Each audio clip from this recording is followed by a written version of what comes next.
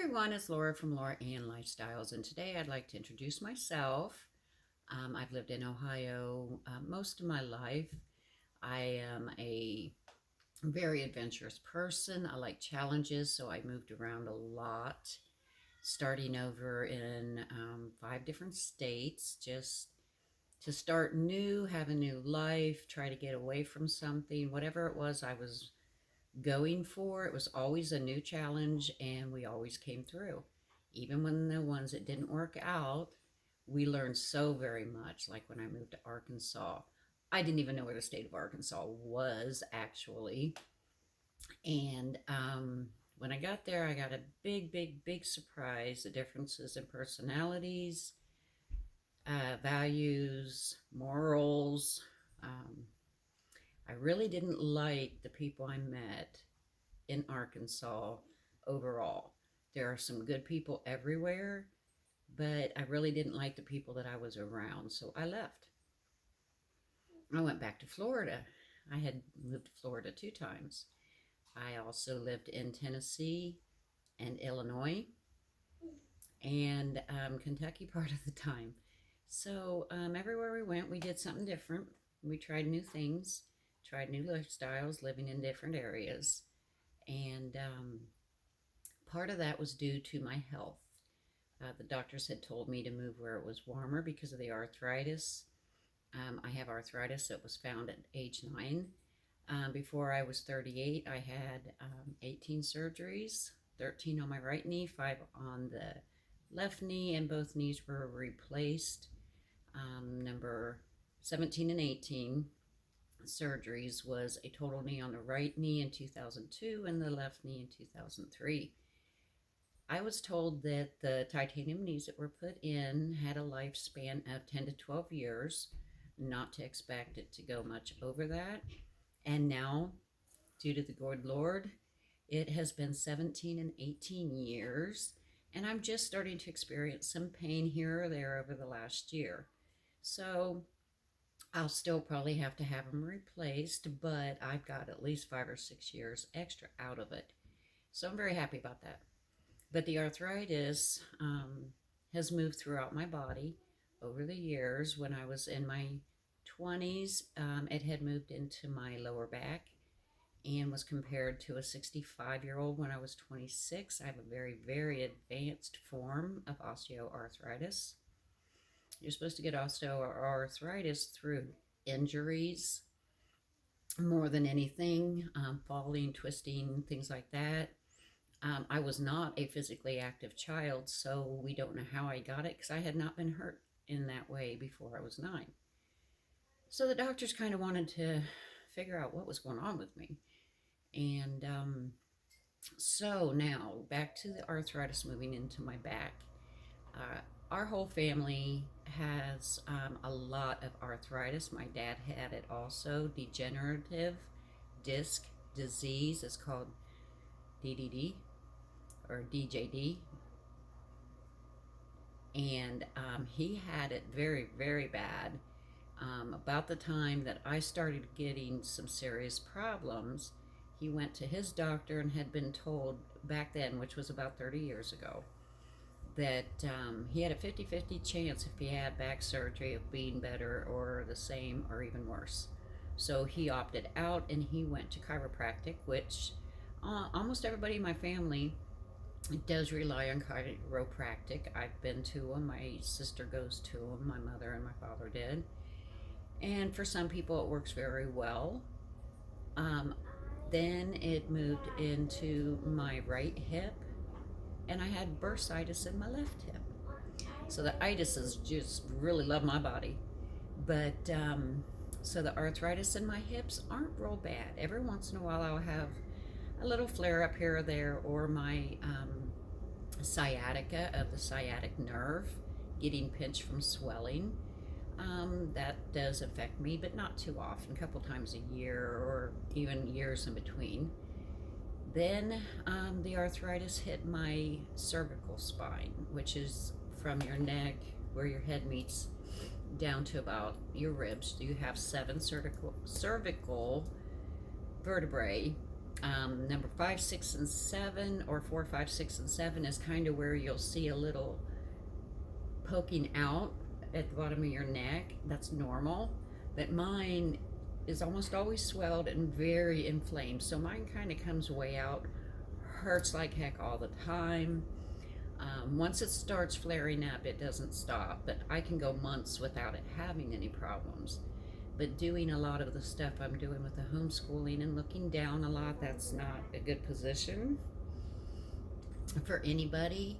I also have tendonitis in my left wrist that is severely bad. There's a hump right here. I'm not sure if you can see it on screen, but there's a little bump here that is actually the bone that's sticky. There it is. That's sticking out. This right here is sticking up. You can actually see it if I was close enough, or if you were in here with me. It's the bump starts here, goes up, and then down. So this bump's about this big, this whole area, and now it's moved up into here where you can see another bump. So it started here and it's moving up into here. The problem is I had carpal tunnel in my right hand bad enough to have surgery a few years ago. They said I had it in my left hand too, but it didn't bother me. We didn't do surgery, and I've not had any problems since. So I'm not sure if maybe this is tendonitis and carpal tunnel, because I do have numbing in my fingers at sometimes.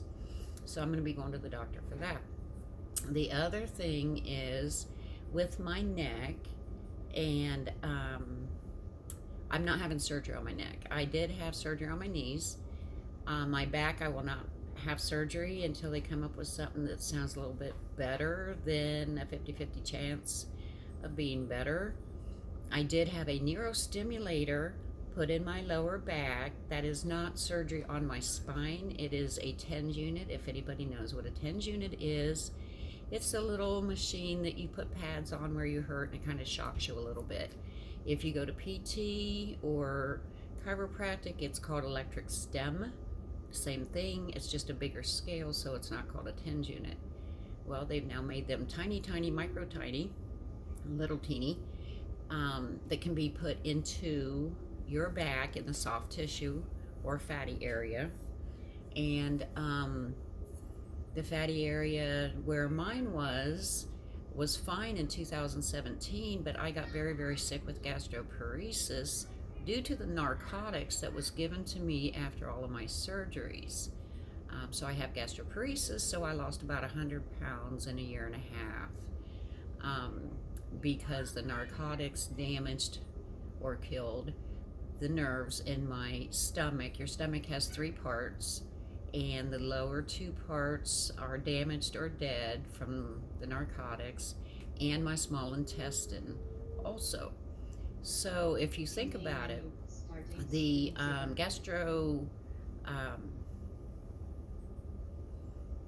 when you have gastric bypass, to lose weight, you have to be 100 pounds overweight to be able to do that.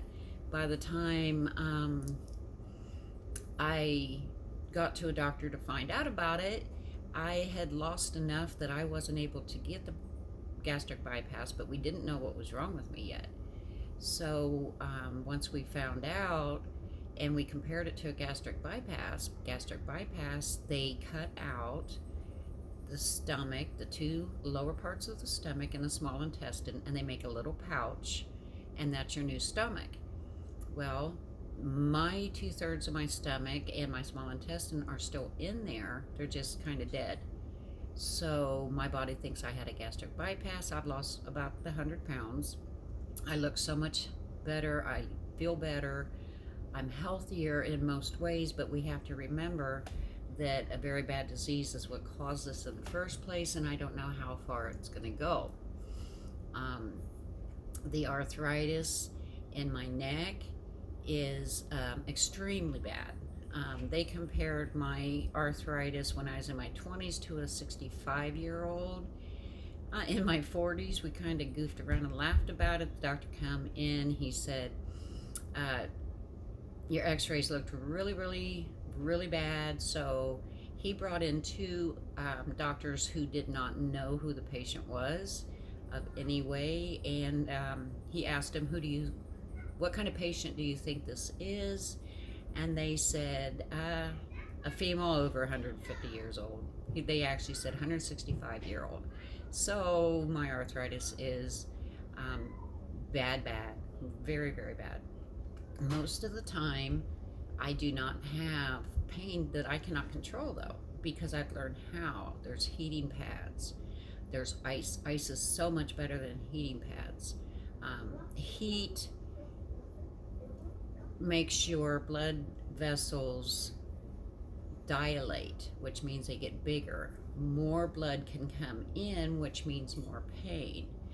Constricting your blood vessels with ice or cold stops most of the blood from coming through as fast, which lowers your pain level. When you use ice, you need to use ice for at least 20 minutes, at least till it is painfully numb. After that, it will stay numb. But the problem was getting to that state, because even after my knee surgeries, when I was in physical therapy, they would have to put ice on, and I was in tears. It hurt so bad. But once we got to that 20 minutes, I was very happy. I was not in that much pain. So that's the deal with ice, is that you have to do it to where it hurts. It freezes and it really numbs and kind of stings until after it's numb. Now, my neck, I did not have a neurostimulator put in my neck. To me, I reach back and rub my neck, put lotion on my neck, massage my neck so many times a day. I don't even know when I'm doing it sometimes. So to have a neurostimulator there, I'd be afraid I'd be pushing on it, or I wouldn't be able to massage or rub where I wanted to because it would be in the way. And I just don't want that. However, there are products that help. Things that you can put on topically, you rub on the skin, is good for pain that I call topical pain. Pain of bones, muscles, tendons, things that when you put some medication, a salve, lotion, or oils on the skin, it can soak in and help those areas. To me, that's called topical pain. So I do have a lot of CBD that I've bought at the dispensary, different lotions. There's several brands that are very, very good, and their products are good. And they helped me about 85% of my pain, but it wasn't strong enough for the very bad pain. So what I did was I bought my own CBD tinctures, and I made my own salve. So my salve has 100 milligrams per ounce, when the strongest that you can get is about 850 milligrams in a 4, 6, or 8 ounce container of, let's say, lotion.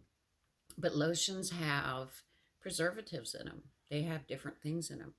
My salve that I call Live, L-I-V, CBD salve, has coconut oil, beeswax, and either shea or cocoa butter, or both, depending on what you want, and the CBD.